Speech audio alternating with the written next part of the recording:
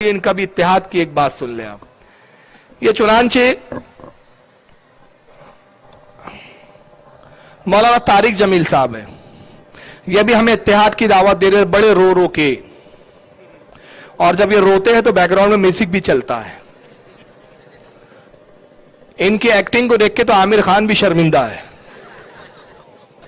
जब से आमिर खान इनसे सऊदी अरब में मिला है हज के मौके पे, अब तक शर्मिंदा है कि ताहिर साहब मैंने तो आपको गुरु मान लिया, आप कहां तबलीग में लगे हुए, फिल्मों में आइए, यहां पे ज्यादा आपका ब्राइट फ्यूचर होगा। लेकिन वो बहरहाल देखें, उनकी एक्टिंग देखें, बैकग्राउंड देखें, कैसे इमोशनल किया जाए लोगों को, कैसे इमोशनल करके बेवकूफ बनाया जाए। अगर ये हुनर किसी को सीखना है तो तारिक जमील, ताहिर बोल रहा हूं मैं बार बार, तारिक जमील साहब से सुन लीजिए, देखिए कैसे बताते हो। एक काफिर है उतबा बिन अबी वक्कास, उसने एक तरफ से होकर पत्थर उठाया और आपको मारा जोर से।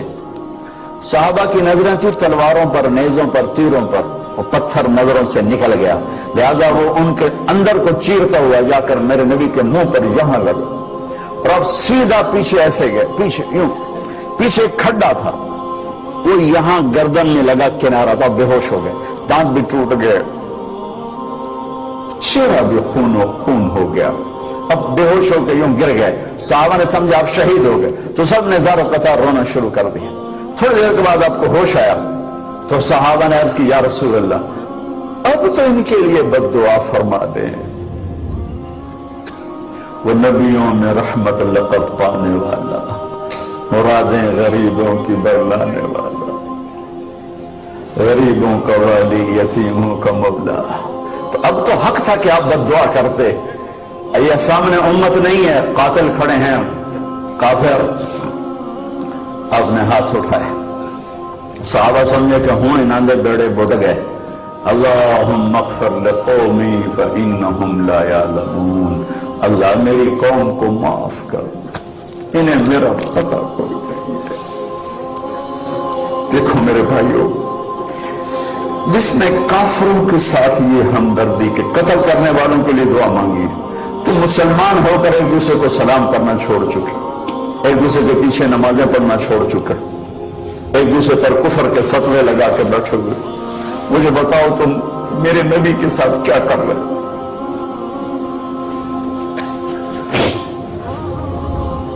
वो तुम्हें फिरकों में बांट कर गए थे या उम्मत बना कर गए थे?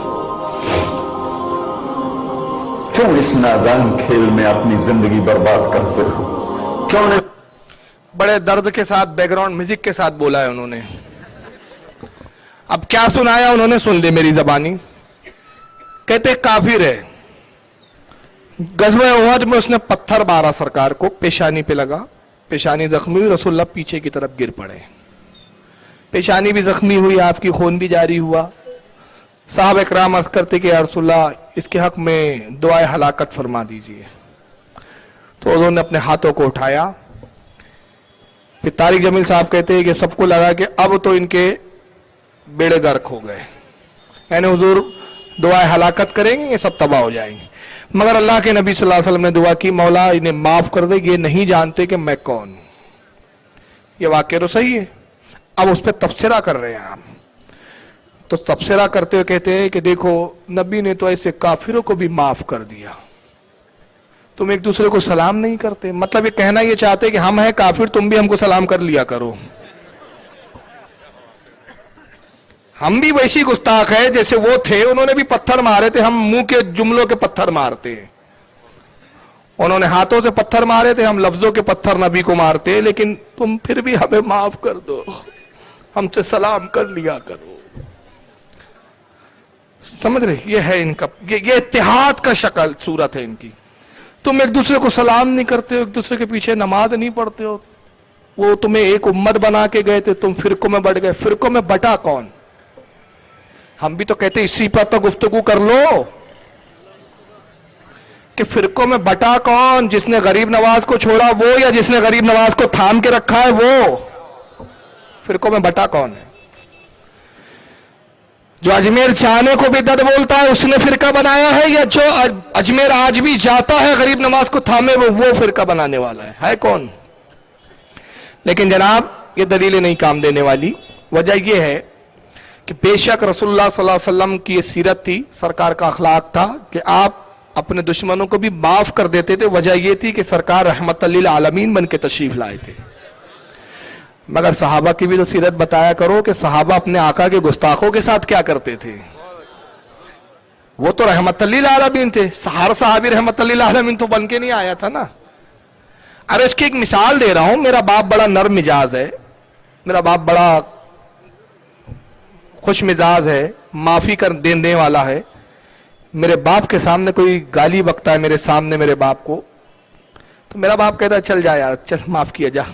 یہ میرے باپ کا بڑکپن ہے, لیکن بحیثیت بیٹا میری کیا ذمہ داری ہے؟ کیا یہ کہوں کہ ہاں بہت اچھا کام کر رہا ہے, دیکھ ابا نے معاف کر دیا, 2-4 اور بک دے تو. یہ تو نہیں ہوگا نا. جو اچھا بیٹا ہوگا اس کا منہ نوچ لے گا, کہے گا خبیث میری موجودگی میں میرے باپ کو گالی بک رہا ہے. ارے میرا باپ رحم کرنے والا ہے, رحم دل ہے, میرے باپ کا اخلاق بہت بلند ہے, وہ اپنے بڑے بڑے خطا کاروں اور گستاخوں کو معاف کر دیتا ہے. لیکن میں اپنے باپ کی اولاد ہوں, میرے سامنے اگر میرے باپ کی توہین کرے گا منہ نوچ کے رکھ دوں گا تیرا. یہ ہے. آپ نے وہ سیرت کیوں نہیں بتائی؟ وہ اس لیے نہیں بتائی کہ وہ بتا دیں گے تو آپ کے فرقے کی پول کھل جائیں گی.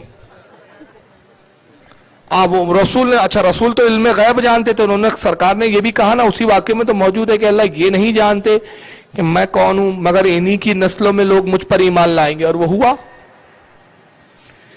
انہی کی اولاد. طائف کے بازار میں سرکار گئے, کہ حدیثوں میں نہیں آیا رسول اللہ طائف میں گئے, پتھر مارے گئے, جوتوں میں خون آ گیا, جوتے خون سے سرخ ہو گئے, بھر گئے. فرشتے آئے, کہا یا رسول اللہ دعا آپ حکم دیجئے, میں پہاڑوں کا محافظ ہوں, پہاڑوں کا فرشتہ ہوں, یہ جو 2 پہاڑوں کے درمیان طائف کی بستی ہے, پہاڑوں کو ملاؤں گا, ان کو پیس کے رکھ دوں گا. سرکار نے کہا ہے فرشتے اس کی کوئی ضرورت نہیں, اس لیے کہ یہ مجھ پر ایمان نہیں لاتے, یہ نہیں جانتے میں کیا ہوں, لیکن انہی کی اولادیں مجھ پر ایمان لانے والی ہے. اگر وہ ہلاک ہو جاتے تو وہ ایمان والی اولادیں کہاں سے آتی؟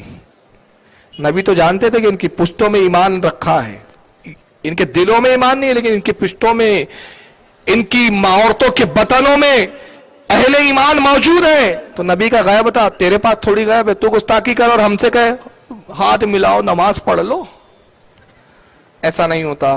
صحابہ کا تو عمل یہ تھا. حضرت عمر رضی اللہ تعالیٰ عنہ کا واقعہ قرآن کے اندر موجود ہے, جس کا شان نزول یہ ہے, جو آیتیں آئی تھی کہ محبوب وہ ہرگز اس وقت تک مومن نہ ہوں گے کہ جب تک اپنے اختلاف کو آپ کے سامنے نہ لائے, آپ کے سامنے پیش نہ کر دے, اور جب آپ فیصلہ کر دے تو آپ کے فیصلے کو تسلیم نہ کر لے. اس آیت کا شان نزول کیا ہے کہ ایک یہودی تھا اور ایک مسلمان تھا, دونوں میں اختلاف ہو گیا. اختلاف اس بات پر ہو گیا کہ یہودی کا کھیت نیچے تھا, اوپر مسلمان کا کھیت اونچان پہ تھا, وہاں سے پانی آتا تھا, مسلمان کے کھیت سے ہوتے ہوئے یہودی کے کھیت میں آتا. مسلمان نے اپنے کھیت میں پانی کو روک لیا. جب پانی کو روک لیا تو یہودی نے شکایت کی, غرض کے اس نے رسول اللہ کے پاس مقدمہ دائر کیا. دونوں کو بلایا گیا, انہوں نے دونوں کی بات سنی. سرکار نے مسلمان کے حق میں فیصلہ کر دیا, کہا مسلمان کی زیادتی ہے, جب تیرے کھیت سیراب ہو جائے تو اس کے لیے پانی چھوڑ دیا کر. وہ کہتا ہے یا رسول اللہ وہ کھیتوں سے, میرے کھیتوں سے پانی آتا ہے, میری مرضی, میں چاہوں تو پانی آگے چھوڑوں, چاہے تو میں پانی روک دوں. حضور نے سختی کی اور فرمایا کہ خبردار, میں جو تجھے کہتا ہوں اس پر عمل کر, اس کے لیے پانی چھوڑ دے. وہاں سے خاموش ہو نکلتا اور یہودی سے کہتا ہے کہ مجھے رسول اللہ کا فیصلہ پسند نہیں آیا, چل عمر ابن خطاب سے فیصلہ کرواتے ہیں. یہودی نے کہا چلو کوئی پرابلم نہیں ہے. پہنچے, کہا کہ عمر ابن خطاب ہمارا فیصلہ کر دیجئے. تو یہودی کہتا ہے کہ حضور جو بھی فیصلہ کرنا ہے بالکل کیجئے, مگر پہلے ایک بات سن لیجئے, اور بات یہ ہے کہ ہم اس سے پہلے آپ کے نبی محمد صلی اللہ علیہ وسلم کی بارگاہ میں حاضر ہو چکے ہیں. کہا حضور نے کیا فیصلہ کیا؟ کہا حضور نے میرے حق میں فیصلہ کر دیا ہے, لیکن یہ ماننے کے لیے تیار نہیں. حضرت عمر نے کہا ٹھہرو, ابھی میں فیصلہ کرتا ہوں. اندر گئے, تلوار لے کر باہر آتے ہیں اور اس بددین کا, اس منافق کا سر کاٹ دیا. کہا جو رسول کا فیصلہ نہ مانے, عمر کا فیصلہ اس کے بارے میں یہ ہے. یہاں تو فیصلہ نہ ماننے پر صحابہ کا یہ جلال تھا. اور تو کہہ رہا نہیں نبی کو پتھر مارے, نبی نے معاف کر دیا, تو ہم بھی اگر گالیاں بک دے, کتابوں میں لکھ دے تم معاف کر دو, یہ بات نہیں ہو سکتی. اسی تقریر کا اب دوسرا حصہ سنیں, اس میں کہ منسوخ آیت سے وہ استدلال کر رہا ہے. اب آئیے ذرا سنیے منسوخ آیت کون سی ہے. وہ منسوخ حکم ہے, وہ آیت نہیں ہے. نبی تو غیروں کو اپنا بنانے آئے تھے, ہم نے اپنا کو غیر بنا دیا. जो नफरत की आग वहां भड़क रही है, यहां मत भड़काओ। जाओ मेरे देश में देखो कितने सर कट चुके, कितने सुहाग उजड़ गए, कितनी माएं बेआसरा हो गई, कितनी जवान बेटियों की मांग वीरान हो गई। क्या इसी का नाम इस्लाम है? इसी का नाम इश्क रसूल है? इसे वो नहीं कहते। एक दूसरे की मस्जिदों में नहीं जाते हो, एक दूसरे के पीछे नमाजें नहीं पढ़ते हो, जन्नत के ठेकेदार बन गए हो।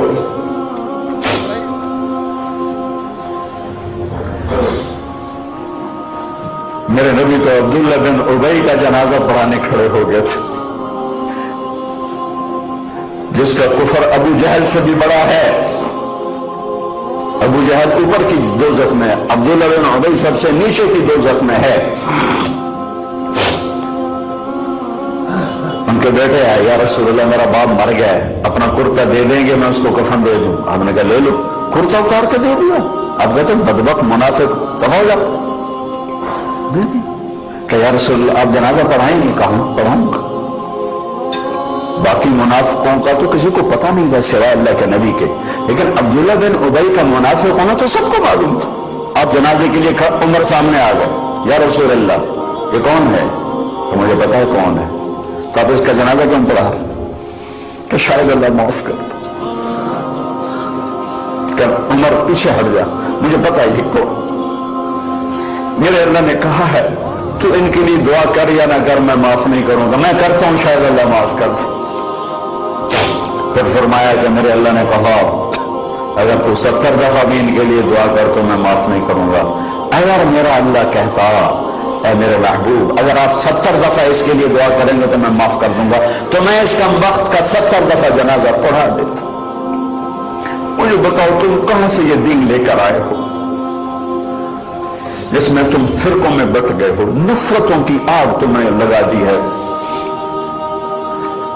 ये कहां से इस्लाम आया है?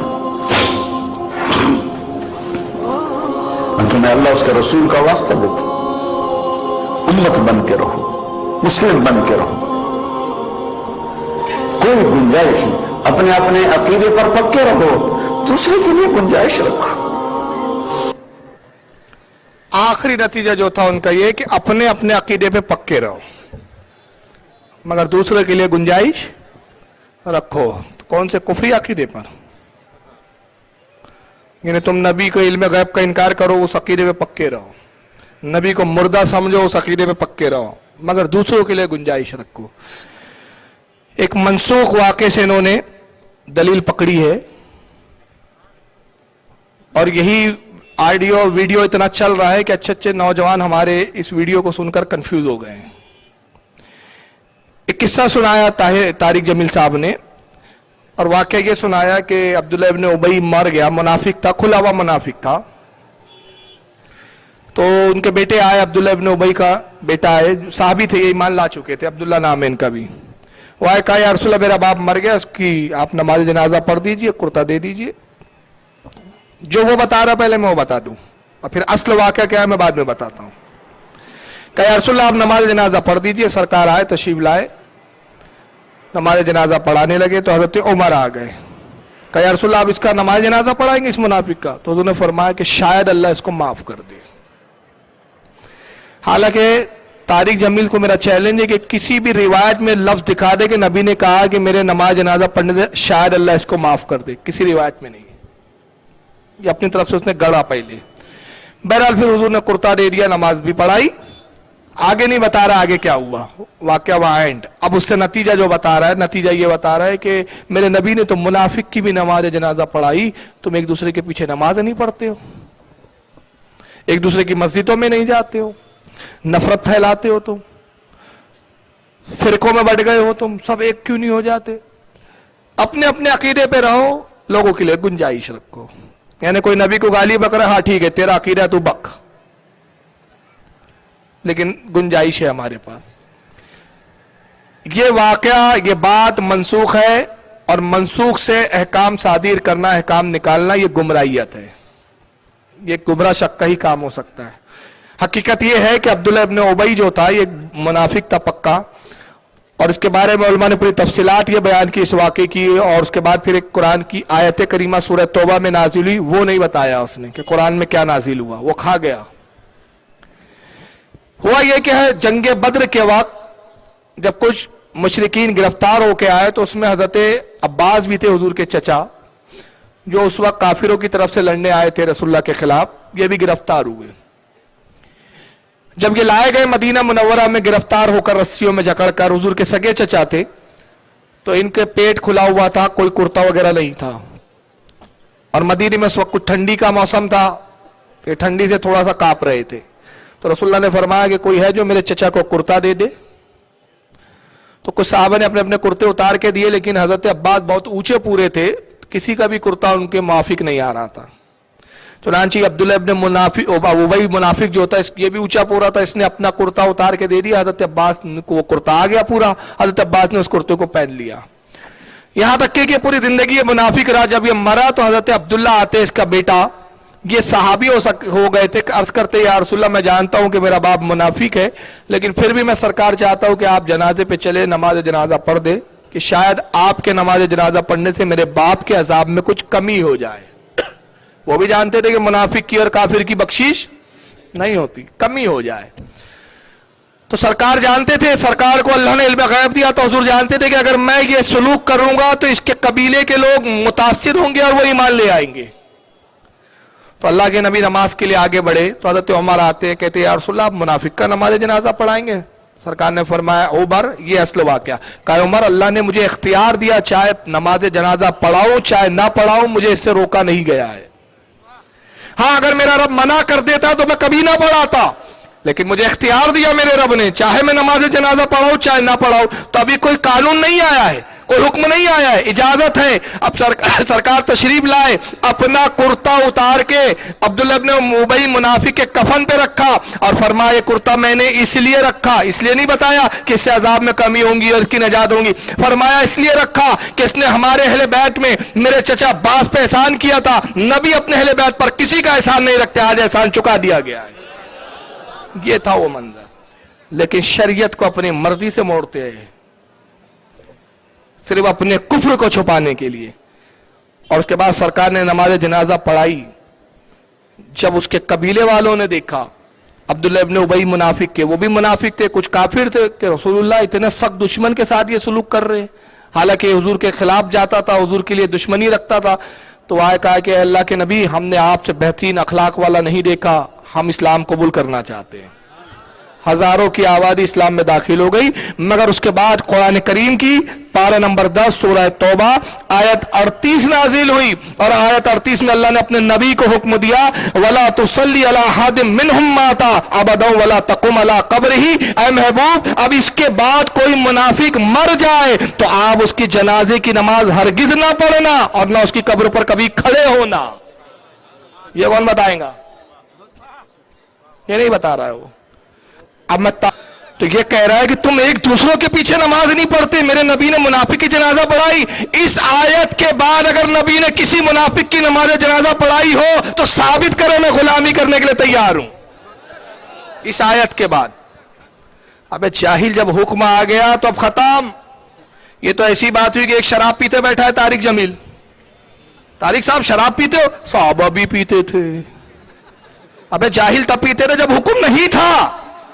جب حکم آ گیا کہ شراب ام الخبائث ہے, حرام کر دی, اس کے بعد صحابہ نے پینا چھوڑ دیا, حرام ہو گئی. تو اب کیوں پی رہا ہے؟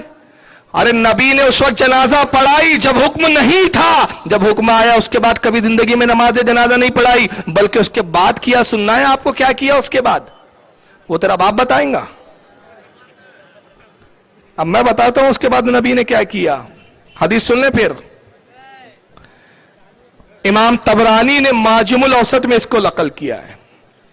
میں ان کے الفاظ پڑھ رہا ہوں, پھر یہ حدیث کن کن نے لکھی اس کے حوالے تو میں بعد میں دوں گا. اور امام طبرانی نے معجم الاوسط جلد 1 صفحہ 242 حدیث نمبر 792 اس میں لکھتے ہیں کہ حضرت عبداللہ ابن عباس کہتے ہیں کہ جب سورہ توبہ کی آیتیں نازل ہوئی اور بہت ساری اس میں آیتیں تھی جس میں ایک جگہ کہا کہ محبوب آپ منافقوں سے جنگ کیجئے, उन पर सख्ती कीजिए, अब मुनाफिकों को ढील मत दीजिए। ये जब आयत आई तो कामा रसूलुल्लाह सल्लल्लाहु अलैहि वसल्लम, अल्लाह के नबी खड़े हुए, यौमा जुमतिन खतीबा, जुम्मे के खुतबे के लिए खड़े हुए। सरकार खुतबा देने खड़े होते जुम्मे के दिन। काल, अल्लाह के नबी ने इरशाद फरमाया, कुम या फुला इब्ने फुला फखरुज फाइन्नका मुनाफिक। ये नहीं बता रहा है वो, एक दूसरे के पीछे नमाज नहीं पढ़ते। अबे देख हदीस क्या बता रही है, आयतें क्या बता रही है। सरकार खुतबे के लिए खड़े और कहा, ए फुला खड़े हो, चल बाहर निकल, तू मुनाफिक है। फिर उसके बाद कहते हैं, उखरुज या फुला इब्ने फुला फाइन्नका मुनाफिक, ए फुला इब्ने फुला उठ, चल बाहर निकल, मुनाफिक है तू। आज से हमारे पीछे नमाज भी मत पढ़ना, हमारी मस्जिद में दाखिला बांध, आज से मस्जिद नबवी में शक्ल भी मत दिखाना, चल निकल, उखरुज फाइन्नका मुनाफिक, निकल फुला निकल, फुला निकल।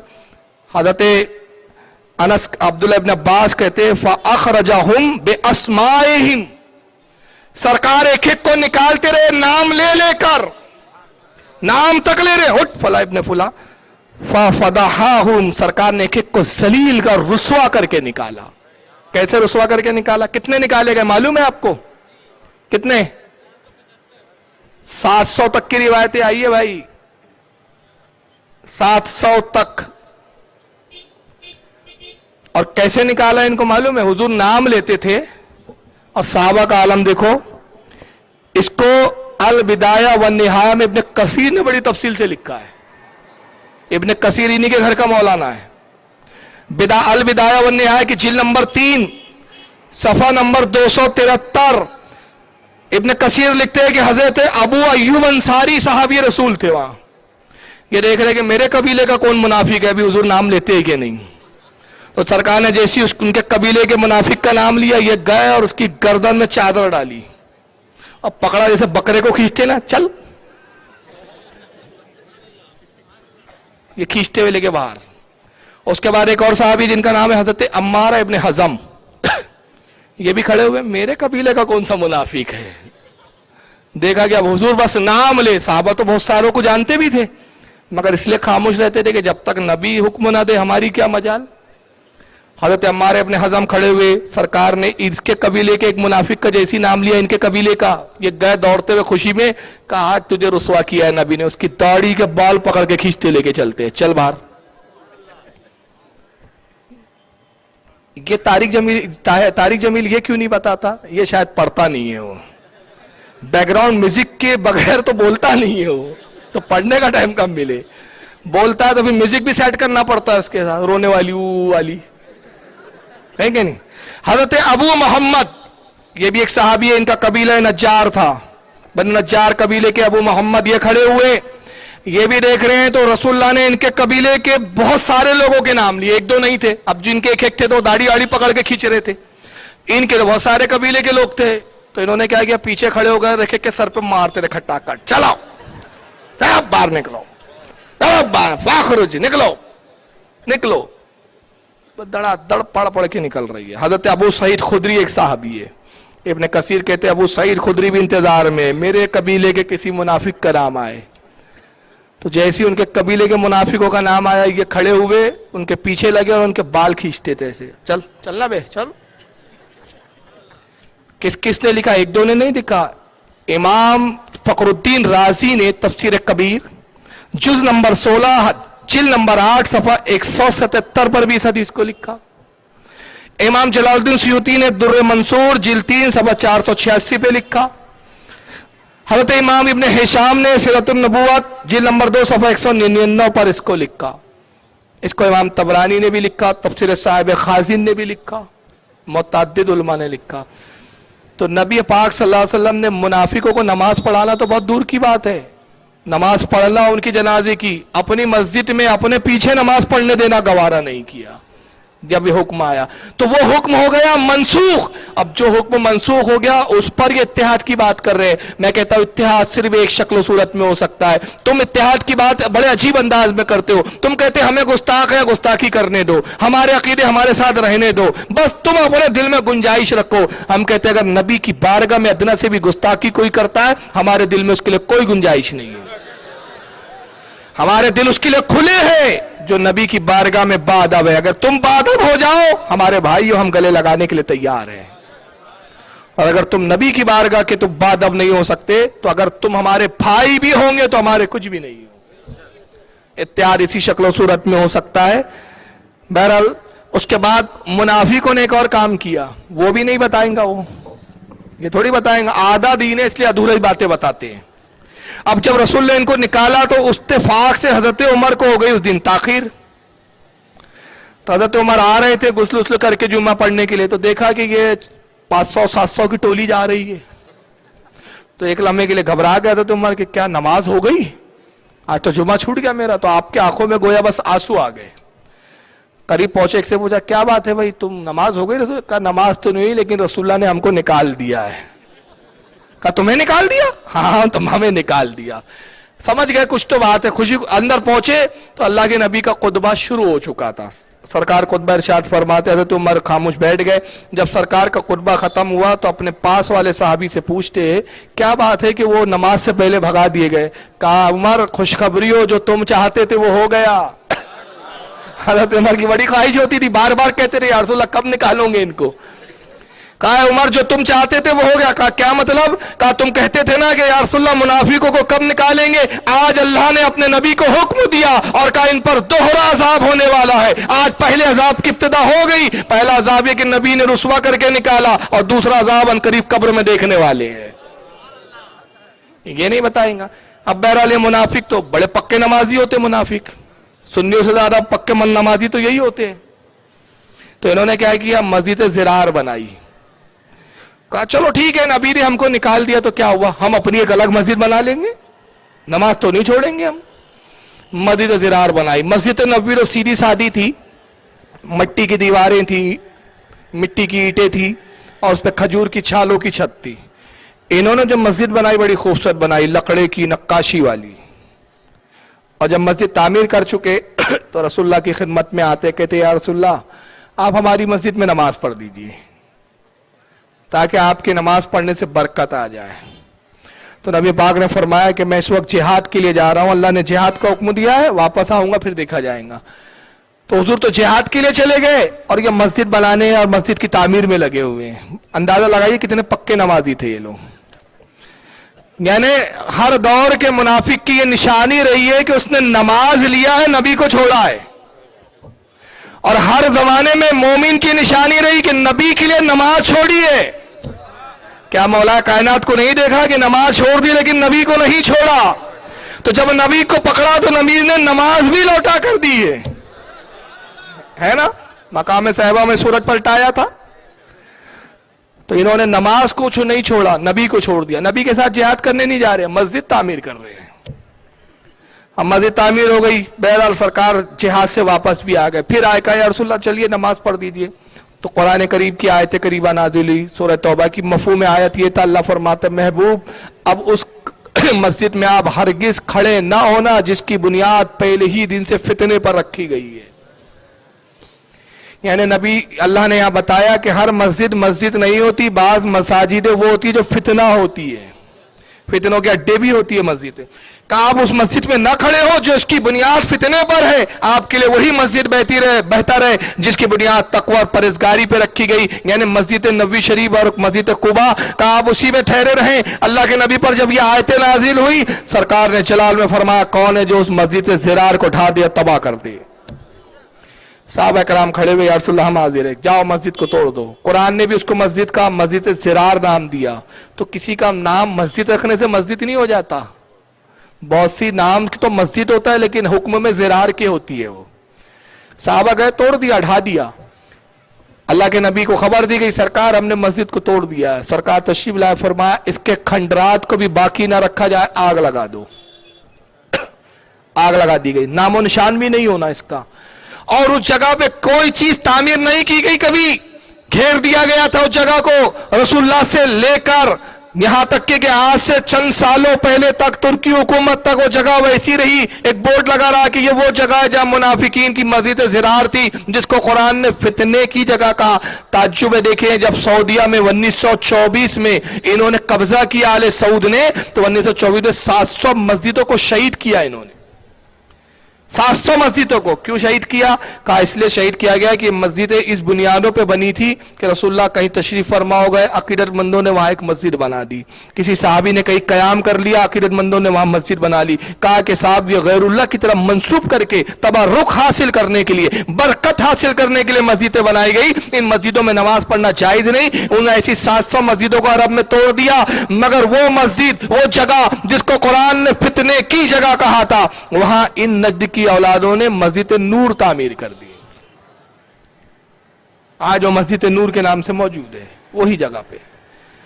आप अंदाजा लगाइए कि किस सूरत में, क्या ऐसी सूरत में इनके साथ इत्तेहाद की कोई सूरत बन सकती है?